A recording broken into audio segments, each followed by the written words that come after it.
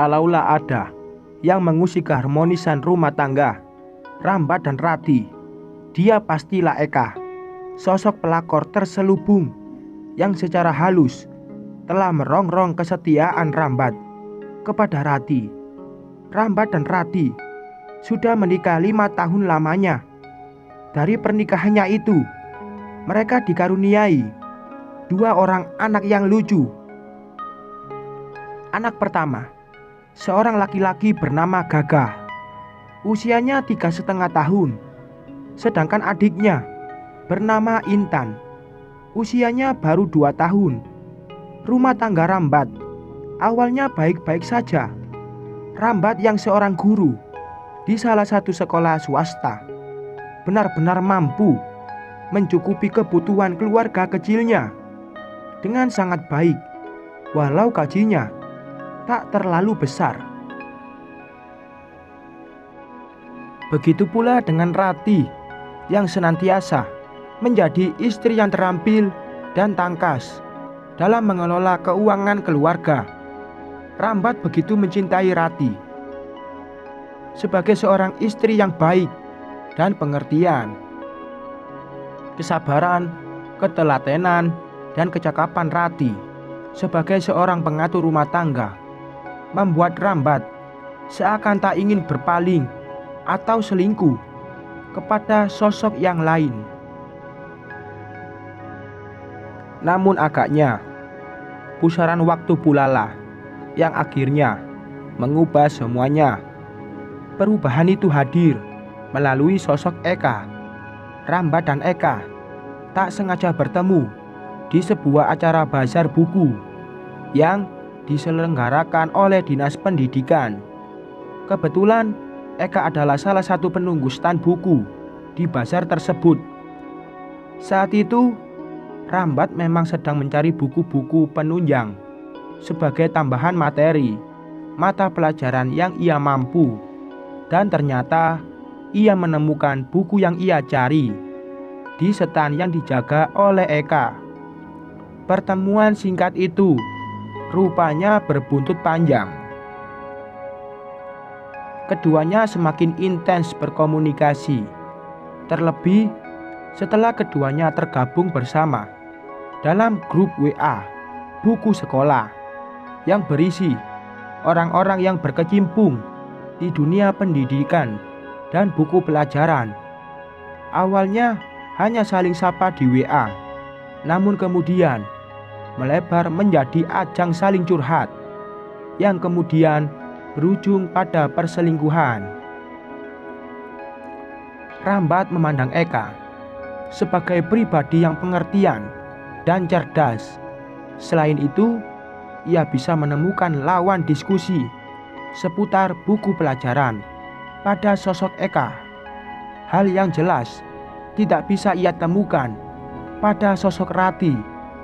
Usia keduanya yang tak berbeda jauh membuat mereka merasa punya frekuensi emosi yang klop dan seimbang. Perselingkuhan itu terjadi begitu saja. Baik Rambat maupun Eka sama-sama menikmati. Mereka berdua biasanya bertemu di kafe tak jauh dari sekolah tempat Rambat mengajar, dan kemudian menginap di hotel di seberang perpustakaan kota. Kadang mereka janjian langsung di hotel tanpa harus bertemu di kafe terlebih dahulu. Hubungan terlarang antara mereka berdua sudah berjalan sekitar 5 bulan. Rambat menjaga betul hal ini. Ia berusaha serapi dan sebersih mungkin dalam berhubungan dengan Eka, sehingga sampai 5 bulan lamanya Rati istrinya sama sekali tidak curiga jika ia selingkuh. Rambat biasanya menggunakan alibi rapat atau mengerjakan lemburan koreksi jawaban ujian sekolah saat ia harus pulang sampai malam. "Maaf, menunggu agak lama. Aku harus pulang dulu ke rumah supaya Rati tidak curiga," kata Rambat pada Eka. Suatu ketika, sesaat setelah ia masuk kamar hotel, Di hadapannya, Eka sudah menunggu dengan penuh harap. Iya, aku paham. Aku memang bukan yang utama dalam hidupmu, balas Eka. Bukan begitu, sayang. Bagaimanapun, Rati masih tetap istriku, kata Rambat berkelit. Ia ibu dari anak-anakku. Eka hanya terdiam, menatap Rambat dengan tatapan yang begitu sendu. Sudahlah, jangan bahas ini lagi. Sekarang kita nikmati kebersamaan kita, kata Rambat, mencoba memecah kesenduan pada mata Eka, sembari memegang leher Eka yang lembut dan jenjang. Eka menggeliat pelan, menutup matanya, dan mulai menikmati sentuhan-sentuhan yang mendarat di leher dan wajahnya. I love you, Mas, bisik Eka. Ya, I love you more than you love me, balas Rambat juga.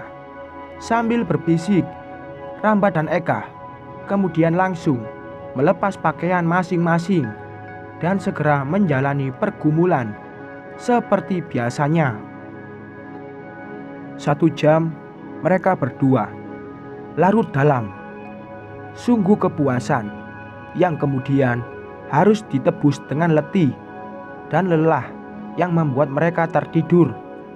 Eka rebah di dada Rambat, sedangkan tangan Rambat diam dalam posisi membelai rambut Eka. Di tengah tidur mereka yang jenak, bunyi dering ponsel Rambat meraung. Rambat terbangun dan segera memeriksa ponselnya dengan mata yang masih agak terpejam. Siapa? Tanya Eka, yang juga terbangun gara-gara suara dering ponsel Rambat itu. Istriku. Ya sudah, angkat saja. Rambat kemudian mengangkat panggilan telepon tersebut dan berbicara dengan istrinya melalui ponsel. Ya, habis ini aku pulang, Mah. Ini masih di rumah Pak Hamdan, mencatat daftar buku pelajaran yang harus diajukan ke ibu kepala sekolah, ujar Rambat berdusta.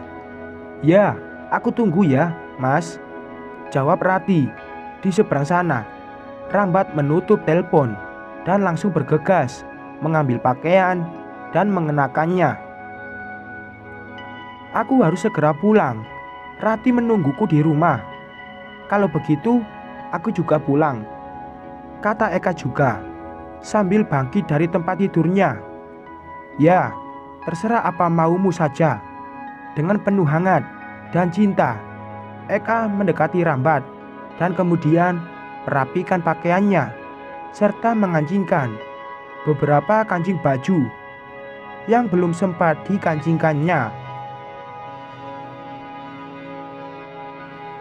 Lusa kita ketemu lagi kan? Kata Eka memastikan. Ya, tentu saja, jawab Rambat mantap. Setelah keduanya sama-sama rapi, mereka kemudian meninggalkan kamar hotel dan berjalan bersama menuju lobi untuk check out. Aku duluan ya, kata Rambat, berpamitan kepada Eka yang sedang berdiri di depan meja resepsionis mengurus check out-nya.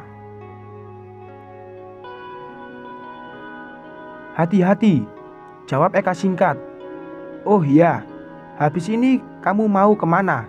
Sama seperti dirimu, kemana? Menemui istriku. Sekian.